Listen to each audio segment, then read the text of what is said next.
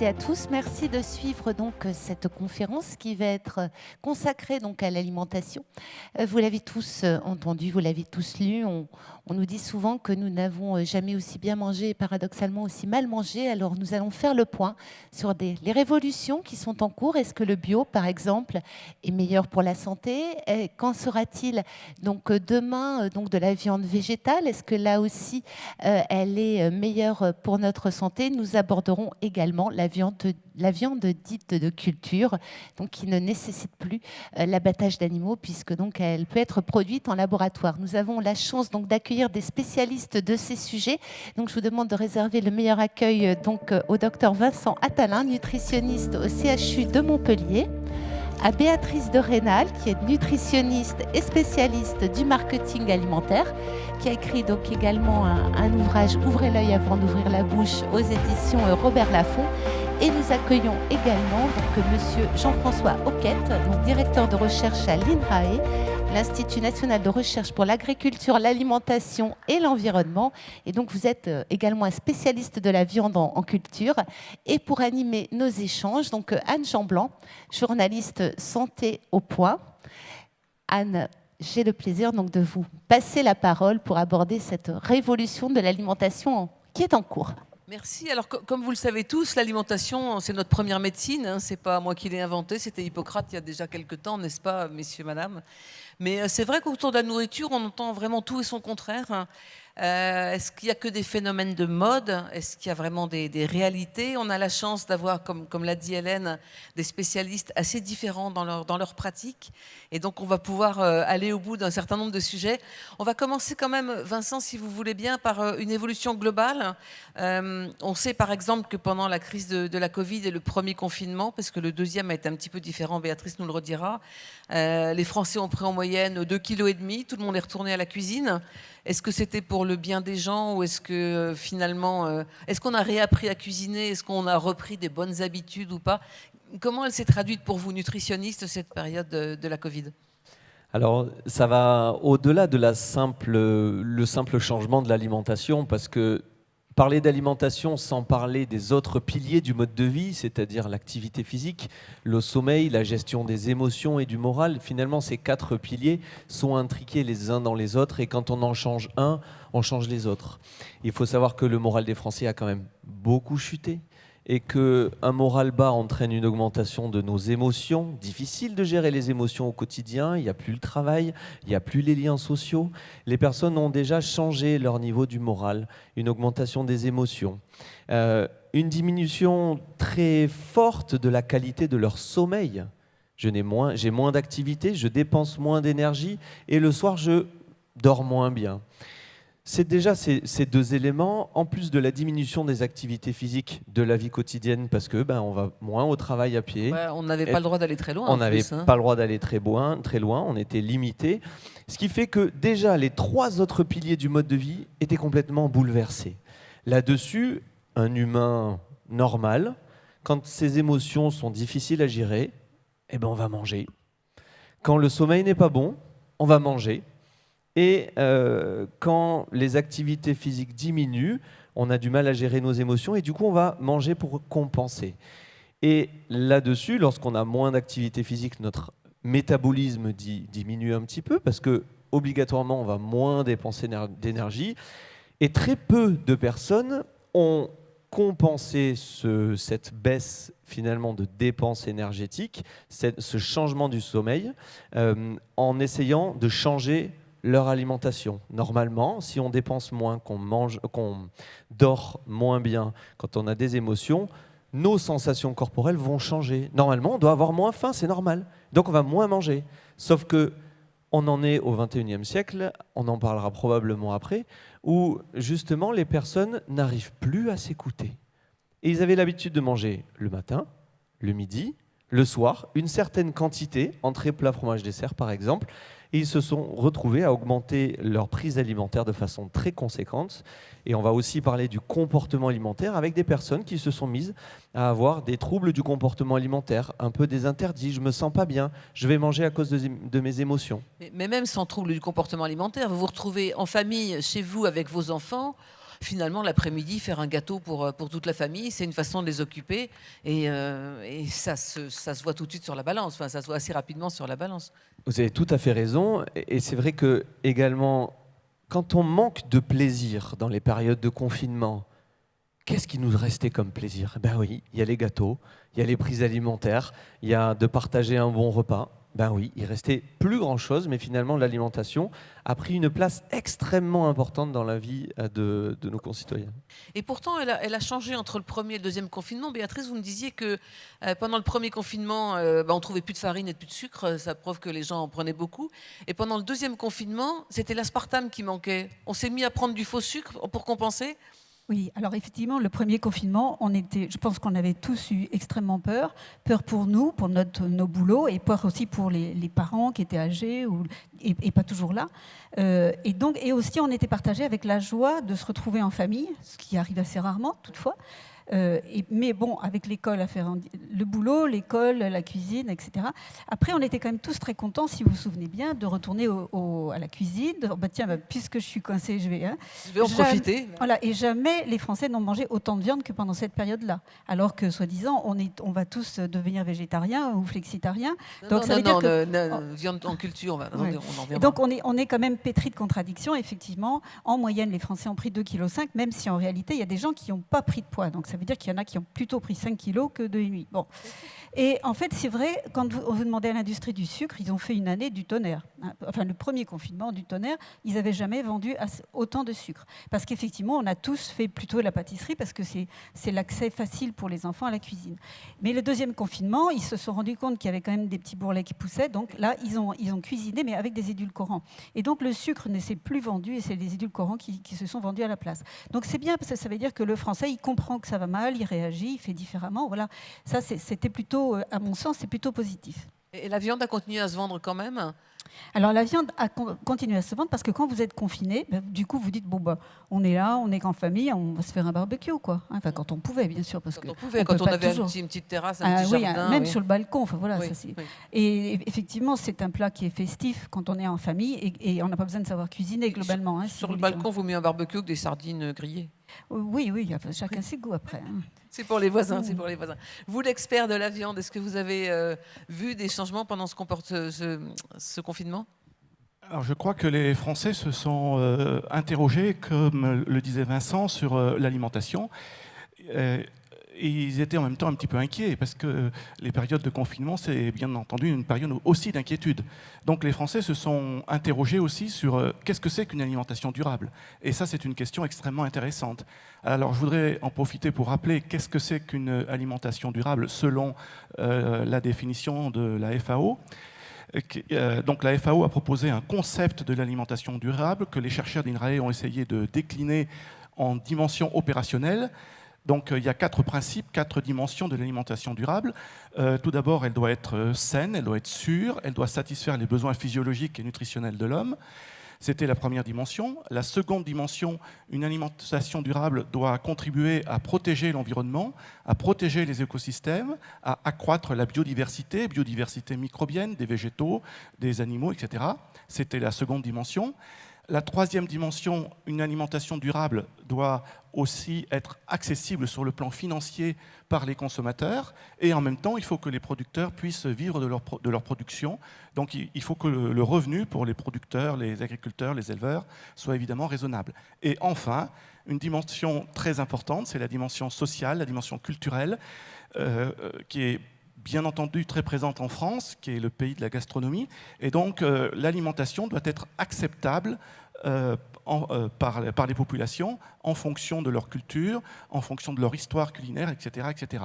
Et donc, tout ce type de questions, quand on cuisine beaucoup, bien entendu, se pose d'autant plus.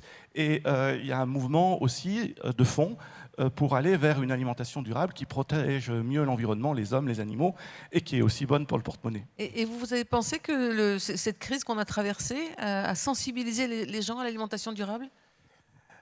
Je pense qu'il y a un mouvement de fond tout à fait légitime de sensibilisation à cette notion d'alimentation durable.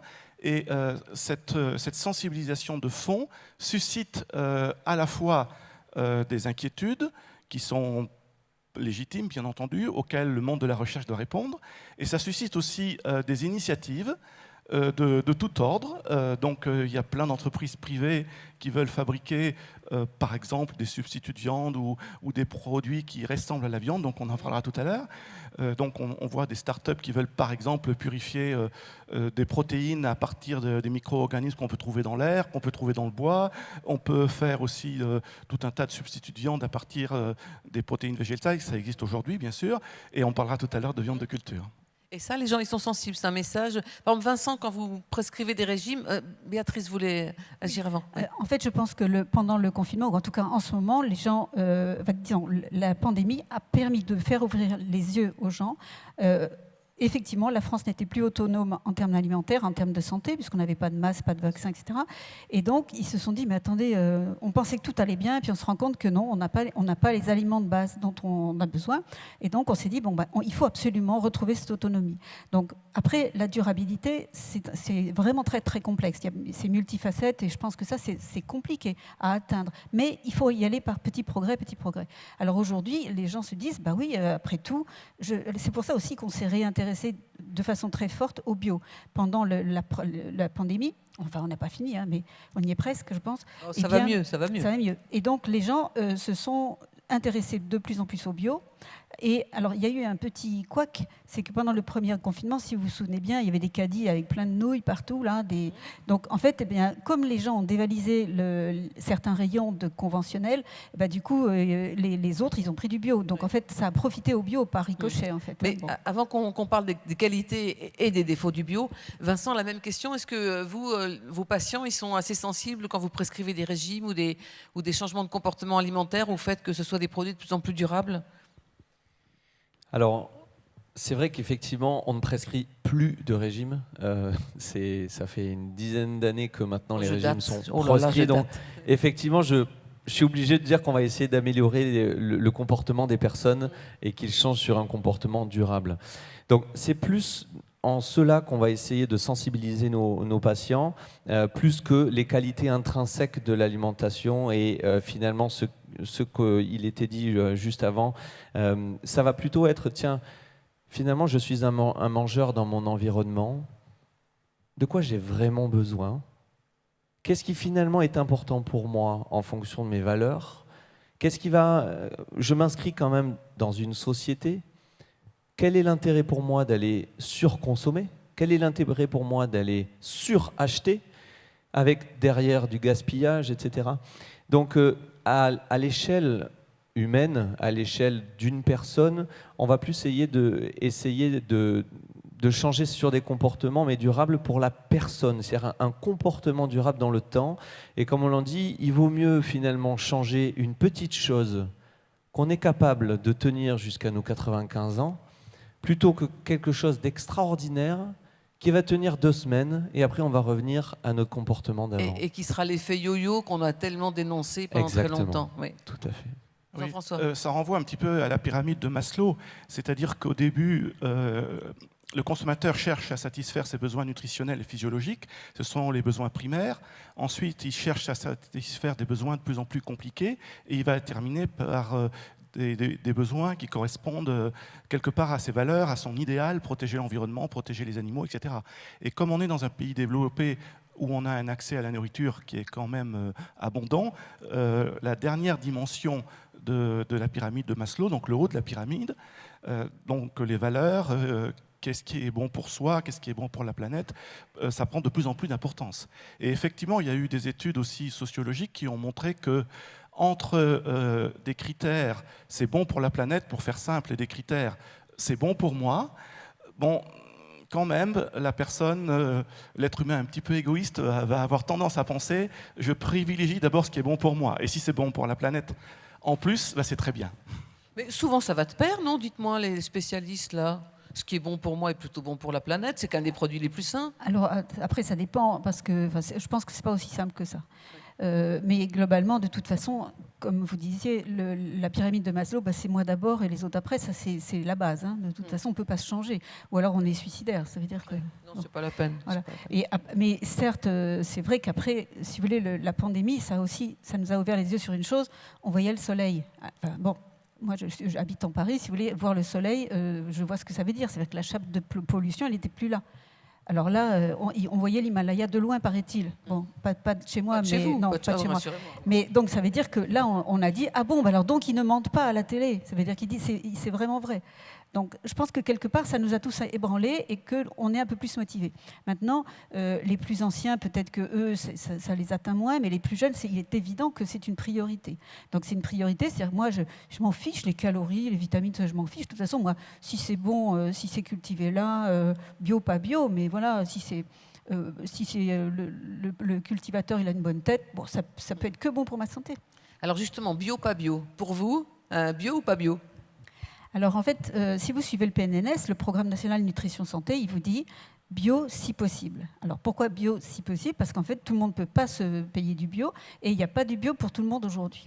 Alors pourquoi le bio si possible? Parce qu'en fait, le bio, finalement, c'est une obligation de moyens. C'est-à-dire qu'on oblige les agriculteurs, les éleveurs, à travailler d'une certaine façon, à n'utiliser qu'un petit nombre de pesticides, de médicaments, etc.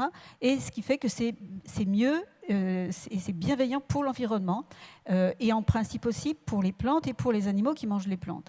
Donc ça ne vous promet pas la lune et on sait que nutritionnellement, le contenu des aliments, le contenu nutritionnel, il n'est pas forcément différent. Ce qui va être différent surtout, c'est que quand vous habitez en Creuse et que vous voulez faire des pommes, vous n'allez pas choisir des pommes délicates et fragiles qui craignent le froid, vous allez prendre la pomme du coin.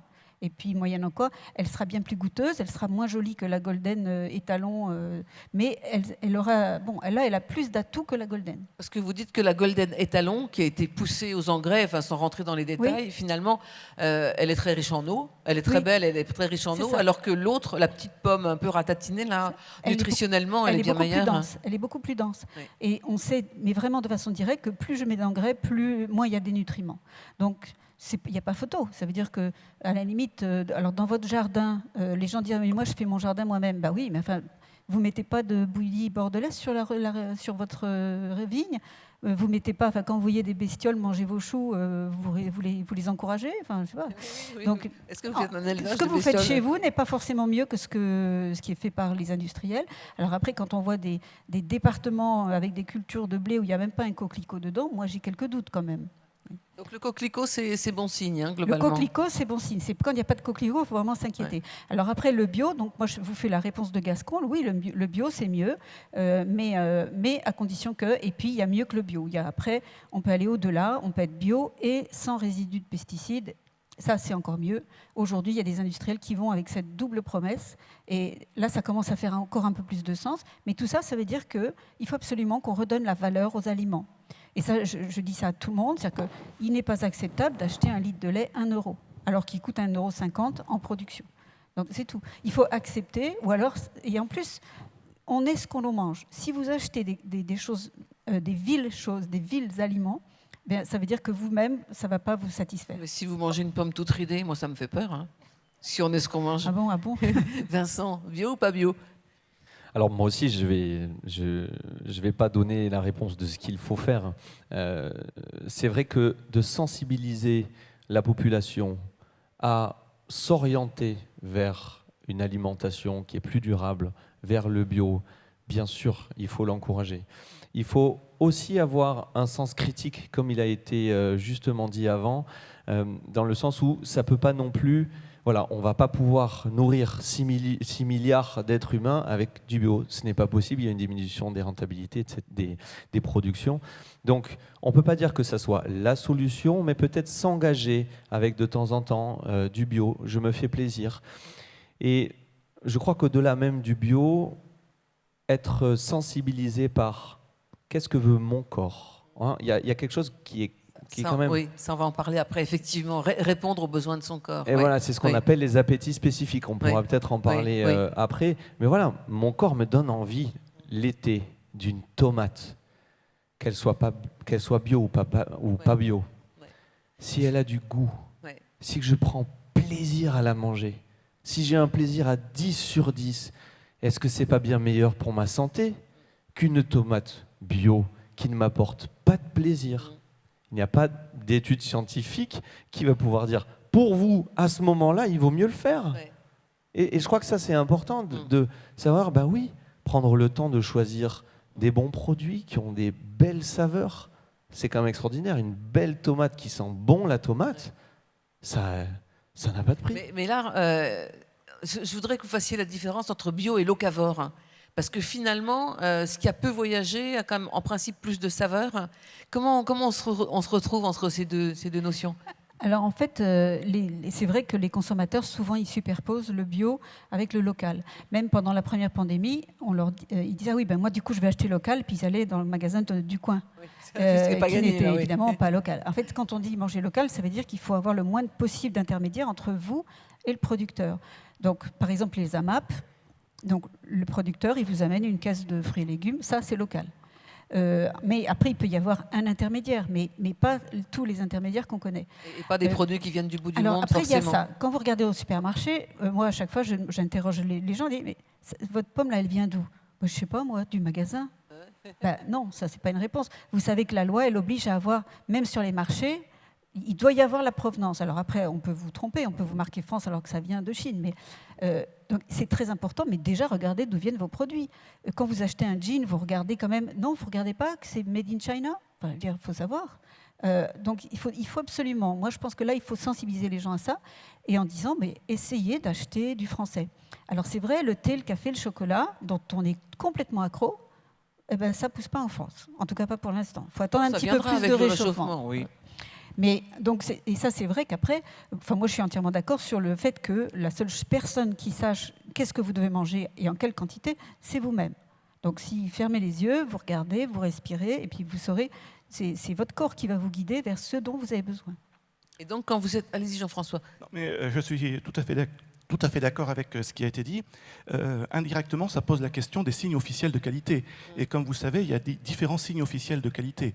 Il y a les signes officiels de qualité qui renseignent sur l'origine, tels que l'AOC ou l'AOP ou l'IGP. Il y a des signes de qualité qui renseignent sur la façon de produire, donc c'est le bio, une façon de produire vertueuse. Et il y a des signes officiels de qualité qui renseignent sur la qualité gustative, comme par exemple le label rouge. Et le danger de multiplier tous les signes de qualité comme ça, c'est que le consommateur peut être un petit peu perdu quand il y a superposition des signes officiels de qualité, un label rouge qui est en même temps AOP, qui est en même temps bio, etc. etc. Plus un Nutri-Score qui, de temps en temps, pose des problèmes. Ouais, exactement. Alors, il y a des filières qui se sont engagées, comme par exemple, je vais citer la filière viande bovine, qui s'est engagée à produire à la fois plus de bio, et à la fois plus de labels rouges pour satisfaire les consommateurs de viande bovine, à la fois sur le plan gustatif, qualitatif, et en même temps sur la façon de produire. Et donc, il faut bien sûr que la qualité des produits soit au rendez-vous quand ils portent ces labels, bien entendu. Alors, puisqu'on était dans la viande, on va y rester. Vraie, fausse viande. Vous travaillez donc sur cette viande que moi j'appelle en culture et que vous avez utilisé une autre dénomination. Enfin bon, bref, on prend des cellules d'un animal, ça évite de le tuer. On les fait se multiplier et on obtient un beefsteak. Il est comment ce beefsteak? Je ne peux pas vous répondre parce que je ne l'ai pas goûté. Je suis bah désolé. ça alors. Bon. Donc, il est vrai qu'il y a à peu près, on va dire, 80 startups dans le monde qui développent cette technologie qui est basée, comme vous l'avez dit, sur la prise d'échantillons. Donc à partir d'un échantillon de muscles prélevé par biopsie sur un animal, on peut faire en sorte que les cellules se multiplient. Donc a priori, sur un plan théorique, on peut produire effectivement de grandes quantités de quelque chose. Et donc il se pose deux questions. Quel est ce quelque chose? Et quelle est la composition du milieu de culture qui permet aux cellules de se multiplier? Alors, le quelque chose en question, à ce jour, d'après la littérature, ça ressemble, on va dire, à des fibres musculaires qui ne sont pas très organisées encore, donc c'est un petit peu comme un steak haché, et ça n'a pas tout à fait la composition ou l'organisation d'un vrai muscle, dans lequel les fibres musculaires sont entourées d'une trame conjonctive avec des nerfs, des vaisseaux sanguins, des cellules de matière grasse qui donnent du goût, comme pour faire plaisir à Vincent tout à l'heure. Et donc on est un petit peu loin du tissu musculaire. Et par ailleurs, il y a autant de différences entre la viande et le muscle qu'il y a de différences entre le vin et le jus de raisin. C'est-à-dire que pour passer du jus de raisin au vin, il y a une étape de vinification, et pour passer du muscle à la viande, il y a une étape de maturation que connaît bien le boucher. Et donc, à ce stade des recherches, et d'après ce que j'ai pu voir des travaux des startups, cette étape de transformation du muscle en viande n'est pas étudiée et n'est pas connue. Donc, on ne sait pas bien comment ça se passe à la sortie du réacteur. Donc, on est très en amont du steak en vente chez le supermarché du coin. Tout à fait. Et la deuxième question, c'est la composition du milieu de culture. Donc les cellules, elles ont besoin de briques, donc des acides aminés pour synthétiser des protéines. Elles ont besoin de sources d'énergie, des glucides, des lipides. Et surtout, elles ont besoin d'hormones et de facteurs de croissance, comme tous les animaux, et comme l'homme d'ailleurs, pour grandir. On a besoin d'hormones et de facteurs de croissance. Et là, les choses se compliquent. Dans les laboratoires de recherche comme à INRAE, on ne fait pas de viande de culture, mais on connaît la technique de culture cellulaire. On rajoute quelques gouttes de potion magique qui apportent ces hormones et ces facteurs de croissance. La même que pour Obélix ? Pas tout à fait. Elle est moins sympathique. C'est du sérum de veau fœtal. Donc, on l'obtient en tuant des vaches gestantes, et donc en tuant le fœtus et en prélevant son sérum. Donc, ça laisse pas tous les animaux vivants, cette histoire-là, finalement. Exactement. Alors évidemment, les startups disent toutes que ce procédé-là n'est pas éthique. Il n'en demeure pas moins que dans le seul pays qui commercialise cette viande de culture, à savoir Singapour, le process repose sur l'utilisation encore de sérum de veau fœtal, mais toutes les startups reconnaissent que ce n'est pas une solution viable et sont en train de travailler sur des milieux artificiels où tout serait apporté par la main de l'homme, y compris les hormones et les facteurs de croissance. Et là, il se pose un autre problème, c'est que pour l'élevage conventionnel, on n'a pas le droit en Europe d'utiliser des implants hormonaux, contrairement à d'autres pays. Donc, je ne vois pas comment le législateur européen autoriserait l'ajout d'hormones et de facteurs de croissance par la main de l'homme, alors qu'il l'interdit pour l'élevage conventionnel. Donc, il y a beaucoup de questions d'ordre méthodologique et d'ordre législatif sur cette technologie encore. Et puis, il y a aussi une question de goût, parce qu'effectivement, une multiplication de cellules, s'il n'y a pas un petit peu de graisse, un petit peu de... Moi, je voudrais que vous réagissiez tous les deux à ça, et je voudrais aussi que l'un de vous explique bien la différence entre protéines animales et végétales. Est-ce qu'on peut remplacer la viande animale par certaines protéines végétales ? Est-ce qu'on peut y trouver un équilibre ? Tout ça, c'est des questions qu'on peut se poser. Vincent, on commence avec vous ? Alors, le plus important pour le corps humain, c'est d'avoir de la protéine de bonne qualité. Il y en a certaines dans l'animal et dans le végétal. Je n'ai pas les connaissances pour vous dire s'il faut vraiment aller vers l'un ou vers l'autre. Donc je préfère peut-être laisser la parole à ma collègue là-dessus.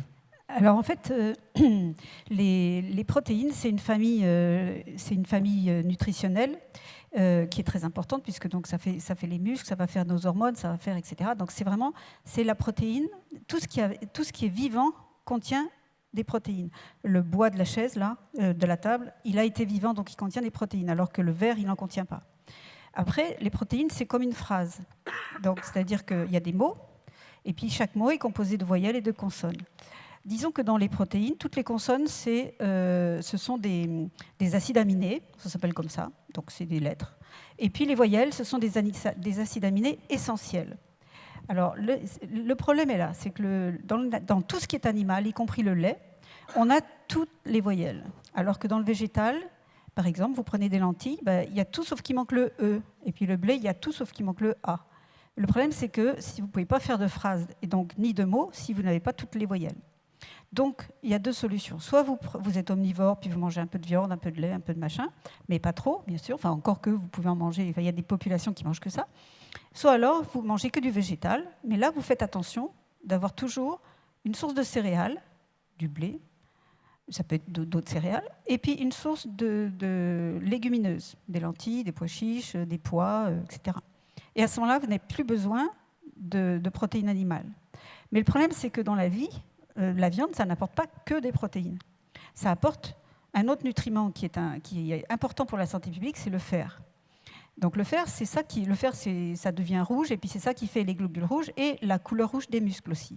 Donc dans les cellules de votre vache, là, il faut aussi qu'il y ait le pigment rouge, parce que s'il n'y a pas de fer dans cette viande-là, moi jamais ça n'a aucun intérêt. Un steak grisâtre, ça ne va pas donner envie. Voilà. Hein. Non, mais c'est-à-dire que l'important dans la viande, pour le nutritionniste, c'est vraiment le fer. Parce que la protéine, on peut la trouver ailleurs, si vous voulez. Hein. Donc, alors après, toute la question, c'est est-ce que je peux avoir du fer végétal ? Bah oui, vous allez me parler de Popeye encore, mais le Popeye, c'est une erreur, Popeye. Le Popeye, c'est dans la boîte qu'il y avait du fer, mais pas dans l'épinard. Lui, il mangeait tout, alors forcément, il avait du fer. Bon. Alors, en fait, dans le monde végétal, le fer, il est difficilement assimilable. En fait, le fer est très, très capricieux, puisqu'on en consomme, on en assimile 1% quand c'est d'origine végétale et 5-7% quand c'est d'origine animale. Donc, le problème, c'est qu'on peut se passer de viande, mais pas à tous les âges, à cause du fer. Mais après, quand on est adulte et quand on n'a plus de règles, quand on est une femme et quand on est en bonne santé, c'est-à-dire qu'on n'a pas besoin de réparer une plaie, une opération, je ne sais pas quoi, ben à ce moment-là, vous pouvez très bien avoir des périodes où vous n'avez pas, enfin, en tout cas, vous avez moins besoin de fer. Mais pour autant, c'est quand même un point délicat. Vincent ? Oui, je vais juste rajouter que on a d'autres apports en protéines. On n'a pas du tout parlé dans cette conférence de tout ce qui est poisson, de tout ce qui est œuf. Et c'est aussi ça notre travail probablement, c'est-à-dire de ne pas, comme on le voit beaucoup dans la société, je ne jure que par ça. Alors ça, c'est vraiment l'ennemi. Voilà, moi, je ne mange... Voilà, pendant 6 mois, je vais manger que des légumineuses parce que j'ai lu dans un article que c'était bourré de ça. Mais non, c'est absolument pas possible. Donc il faut vraiment travailler sur cette diversité, sur cette modification du comportement alimentaire qui va faire, tiens, voilà, là aujourd'hui, il est midi, de quoi j'ai vraiment envie ? Qu'est-ce que mon corps il m'appelle ? Parce que ça existe, ben voilà, c'est le moment d'en parler, de ces appétits spécifiques. Quelqu'un qui est en manque de calcium va avoir des envies de laitage. Si on est attiré par un aliment, il faut y aller. Ouais. Mais bien sûr qu'il faut y aller, parce que plus vous allez vous interdire de faire des choses... Alors je ne sais pas s'il y en a ici qui ont joué au jeu de l'éléphant rose. Dites-moi là, parmi vous, s'il y en a qui ont pensé à un éléphant rose la semaine dernière. Levez le doigt ceux qui ont pensé à un éléphant rose. Personne. Ok, personne. Maintenant... Donc ils sont en manque de quoi alors ? Ben, je vais vous dire. Maintenant, je vous interdis de penser à un éléphant rose. Qui a pensé à un éléphant rose dans la salle ? Trop tard. Tout le monde. C'est normal, notre cerveau est fait comme ça. À partir du moment où on s'interdit de faire des choses, on en a envie, comme on est tous des enfants. Et dans l'autre sens, si on nous force à manger certaines choses, on ne va pas avoir envie. Donc je pense que le plus important est de savoir de quoi on a besoin et d'apprendre à nos patients, les personnes qui nous accompagnent, de dire, mais voilà, mon corps, là j'ai envie de fromage. Mais ça vient pas de nulle part, cette envie de fromage. Est-ce que c'est parce que je me suis interdit de manger du fromage ? Est-ce que mon corps est en manque de fromage ? Ou est-ce que mes émotions ont fait au cours de ma vie que quand j'étais comme ça, le fromage me faisait du bien ? Mais dans tous les cas, finalement, si vous ne mangez pas le fromage alors que votre corps vous le dit, c'est voué à l'échec. Ouais. Béatrice, vous m'avez raconté, pardon, je vous donne la parole tout de suite, quelque chose qui m'avait amusé, c'est que les gens qui mangent des steaks végétaux, enfin, on appelle ça, c'est une fausse expression, mais allez-y avec ce qui Alors met dessus. en fait, effectivement, juste fait une petite parenthèse, dans la loi, on vous dit vous n'avez pas le droit d'utiliser un steak si c'est pas de la viande. Ou, enfin, quand je dis viande, c'est des produits carnés exactement. Ça peut être de poisson, etc. Mais on n'a pas le droit de parler de steak si c'est pas pour désigner quelque chose d'animal. Alors ça peut être un demi-steak, c'est-à-dire un steak avec du soja, mais enfin, il y a quand même de la viande dedans. Alors c'est vrai qu'il y a une mode qui fait beaucoup de bruit dans les médias, mais très peu dans les rayons, c'est le vegan. C'est-à-dire les gens qui veulent 0 produits animaux, mais qui veulent pas de cuir, et pas de tests sur les animaux, donc voilà. Et alors ça, c'est un régime extrêmement spécial et qu'il faut être suivi pour faire ce régime parce qu'il est carencé. Et donc, en fait, dans les supermarchés, vous avez des trucs qui s'appellent steak végétal ou bien pseudo-steak végétal, burger végétal ou je sais pas quoi. C'est pas très bon, en général. C'est même parfois Très mauvais. Très mauvais. Et en fait, pour passer ça, les véganes, eh ben, ils mettent du fromage dessus, vous voyez, pour que ça fasse passer, ou ils mettent... enfin, voilà. Donc c'est complètement aberrant. Ils mettent de la mayonnaise avec de l'œuf, bien sûr. C'était de la mayonnaise, oui, c'était ça qui m'avait beaucoup Oui, mais il y avait amusé. du fromage aussi. Eh oui, voilà. oui. Et donc c'est évidemment aberrant. Après, je reviens sur le concept de Vincent. C'est vrai que il faut jamais mettre la nutrition et le plaisir en opposition, puisque précisément le plaisir, c'est une sensation que vous procure votre corps pour vous dire, vous guider et vous dire, voilà, merci, c'est ça que je voulais. Alors quand vous êtes sur un buffet par exemple, vous dites qu'est-ce que je vais manger, ou au restaurant, ben, Paul va prendre de la viande et Pierre il va prendre du poisson et puis Charlotte elle va prendre des légumes. Et pourquoi? Ben, parce que c'est ça dont j'ai besoin au moment précis. Et donc c'est ça qui me fait C'est plaisir. ça qu'il faut manger. Et quand vous allez le manger, ça va vous donner un plaisir infini. Alors si quelqu'un a envie d'un bon steak, ben déjà, quand vous allez y penser, vous allez commencer à saliver. Quand vous allez le voir et le sentir, ça va baver comme dans les dessins animés. Et puis la première bouchée, elle va être sublissime. La 10e bouchée, ben, elle va être moyenne. Et puis après, elle sera même désagréable. Ouais. Hein. Alors, Donc là, ça veut dire stop. Votre organisme dit non, là, ça va, c'est bon. Ce qui est embêtant, c'est que si vous avez envie d'un éléphant rose, pour en trouver, ça va être assez compliqué. Jean-François. Oui, je suis tout à fait d'accord avec les concepts de plaisir. C'est vrai que manger, c'est un plaisir, il faut écouter ses émotions. Le concept de diversité et aussi le concept de modération. C'est-à-dire qu'il ne faut pas oublier quand même que c'est vrai que l'alimentation a un impact sur le climat qui est très important, mais il ne faut pas diaboliser un aliment en disant cet aliment a une production, est associé à une production de gaz à effet de serre plus importante que celui-là. Ça dépend de la quantité de cet aliment que vous consommez. Et globalement, l'impact carbone de notre alimentation ou la production de gaz à effet de serre de notre alimentation est directement lié à la quantité de ce qu'on mange et non pas et un peu moins à la composition de l'assiette. Donc c'est une question de portion, c'est une question de dose, c'est une question de diversité. Alors c'est vrai que globalement, dans les pays développés, on a tendance à manger un peu trop de protéines animales, puisqu'on mange à peu près 60% ou les 2/3 de protéines animales par rapport aux protéines totales qu'on ingère, et il faudrait aller plutôt vers 50-50. Et pour revenir au fer, la question de la viande de culture pose la question effectivement du fer, parce que pour l'instant, d'après ce qu'on voit dans la littérature scientifique, la viande de culture serait pâle, pauvre en myoglobine, et donc pauvre en fer. Et donc ça pose une question. Alors évidemment, on peut toujours ajouter du fer à la fin, comme le font les startups, et ça pose la question de la disponibilité, de la digestibilité de ce fer, qui dépend, comme Béatrice l'a dit, de la matrice dans laquelle ce fer est inséré. Et effectivement, si on rajoute simplement du fer comme cela, ça ne va pas le faire non plus. Hein. Alors, il nous reste 2 minutes avant de prendre une question de la salle. Et ces 2 minutes-là, je sais qu'il y a 2 personnes qui sont présentes sur cette scène, sur ce plateau, qui veulent pousser un coup de gueule. Les applications. Est-ce que c'est une appli qui doit nous guider nos repas, qui doit donc nous apporter ce qu'elle pense nécessaire pour nous? Je vous laisse là. Je sais que tous les deux, vous allez nous faire un duo parfait là. Alors, moi, j'ai monté une start-up qui s'appelle Avitam, qui fait justement des programmes d'accompagnement, des programmes de santé qui aident les personnes à changer de comportement sur les 4 piliers du mode de vie, l'alimentation, le sommeil, la gestion des émotions et les activités physiques. Et en fait, c'est un peu le coup de gueule, il est le suivant. On est en train de transformer des humains qui ont des sensations corporelles, ma faim, mon envie de dormir, mon envie de bouger, mon envie de me déplacer, en des personnes qui vont suivre ce qu'il y a écrit sur un écran pour dicter leur conduite au quotidien.